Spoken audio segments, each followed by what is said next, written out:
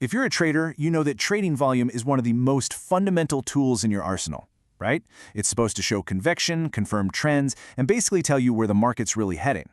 But what if the story it tells isn't always the truth? That's what we're going to dig into. I mean, just think about that for a second. What if that one signal we're all taught to rely on is actually just a sophisticated illusion, a trap, specifically designed to fool us? Well, that's the big question we're tackling today.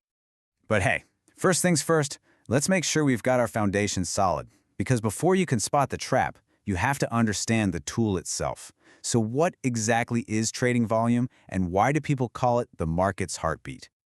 Okay, at its core, volume is just the total number of shares or contracts that change hands in a given time frame.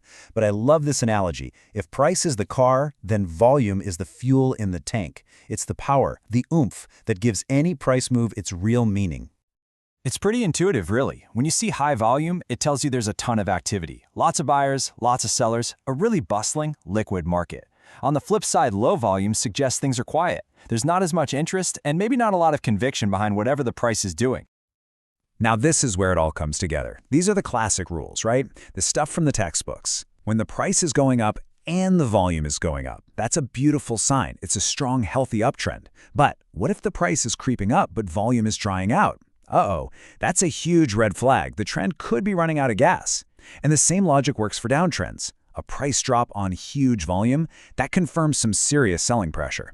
This stuff is literally the bedrock of technical analysis. But here's where the story takes a sharp turn. What happens when that high volume you see isn't a sign of a healthy market at all, but something, well, something much more sinister? And this quote just hits the nail on the head. Behind those numbers that look so attractive, so convincing, you can have large players, these sharks, who are actively manipulating volume to trick everybody else.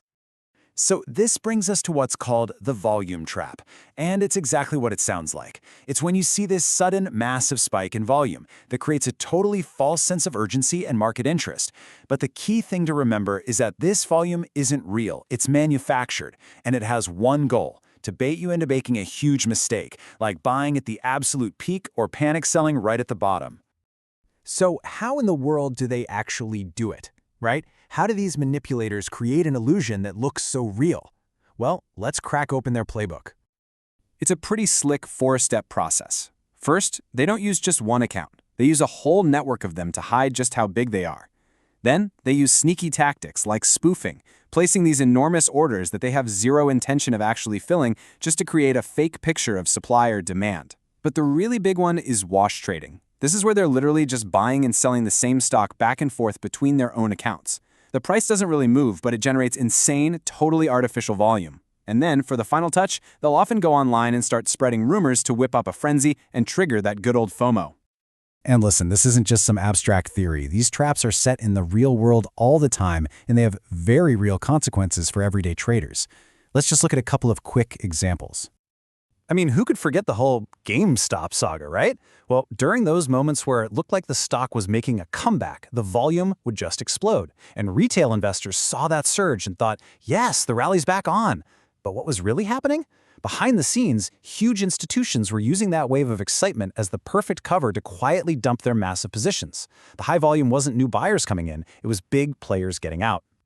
And this is a classic pump and dump you see all over. In the Vietnamese market, for example, there are these manipulation teams called Doi Lai. What they do is target these tiny penny stocks. They use wash trading to create these gigantic volume spikes, making the stock look like the hottest ticket in town. Retail traders see the action and pile in, right at the exact moment the team starts to sahan, which just means dump all of their shares, leaving everyone else holding the bag as the price completely collapses. Okay, so knowing that this playbook exists, the most important question is, how do you protect yourself? How can you tell the difference between real conviction in the market and a complete manufactured lie? It's time to build your defensive toolkit. Look, your best defense is always going to be a disciplined one. It all starts with looking at that price-volume relationship with a critical eye. Don't just take it at face value. You've got to avoid FOMO and trading based on some rumor you saw online. Practice strict risk management, which means always setting a stop loss to protect your money. And of course, make sure you're diversified. These are the fundamentals that are going to shield you from this kind of manipulation. And here are some very specific red flags to watch for. If you see a monster volume spike, but the price is barely budging, Get suspicious. That could easily be big players selling into all that buying excitement. Or what if a stock breaks out of a range but on really weak volume? That move probably has no conviction. It could be a false breakout. And here's a classic. The price hits a brand new high, but the volume is actually lower than it was at the last high. That's a textbook divergence, and it's screaming that the trend is running out of steam. So here's the bottom line. Volume is, without a doubt, an essential tool, but it is not foolproof. It can be an incredibly powerful signal telling you what the market is thinking, or it can be a carefully crafted lie. So now that you know the Sharks playbook, I'll just leave you with this question. Will you ever trust volume alone again?